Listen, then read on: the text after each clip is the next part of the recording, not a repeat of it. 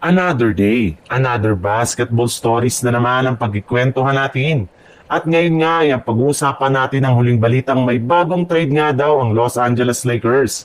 At ang balitang pinakahuling inilabas na balitang pagkuha ng Golden State Warriors kay DeMar DeRozan.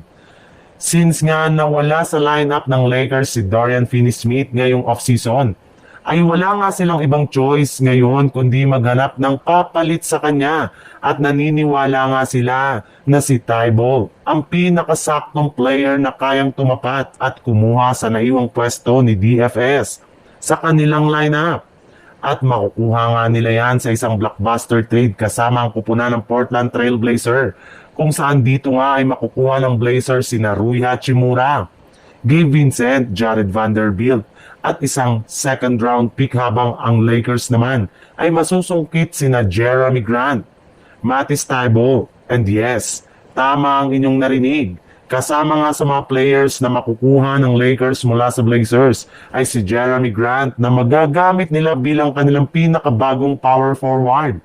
Nag-average rin naman nga ito last season ng 14.4 points, 3.5 rebounds at 2.1 assists per game sa kanyang 37.3% shooting sa field goal na mas tataas pa kapag nabigyan siya ng Los Angeles Lakers ng mas malaking minuto sa kanilang mga laro. Sa ibang balita naman, katulad nga ng napag-usapan natin, iba't ibang mga trade proposal na nga ang pinag-usapan ng Golden State Warriors at Sacramento Kings sa mga nagdaang araw.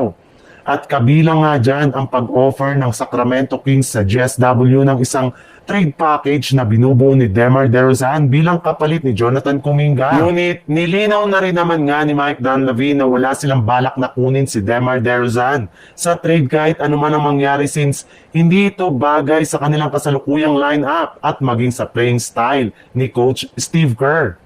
Hindi rin naman nga nagkakalayo ang galawan ni na Jimmy Butler at maging si DeMar DeRozan. Isa rin naman nga itong ball hog kaya halos lahat ng mga ginagawa nito sa loob ng mga isolation plays na posibleng makasira lamang sa kanilang mga ginagawang plays. Kaya hindi na nga nakakagulat bakit ayaw ng Golden State Warriors na kunin si DeRozan mula sa Sacramento Kings sa isang trade. Kaya kailangan nga nila na makapag-generate ulit ng bagong trade proposal kung gusto nila na matuloy ang kanilang negosasyon.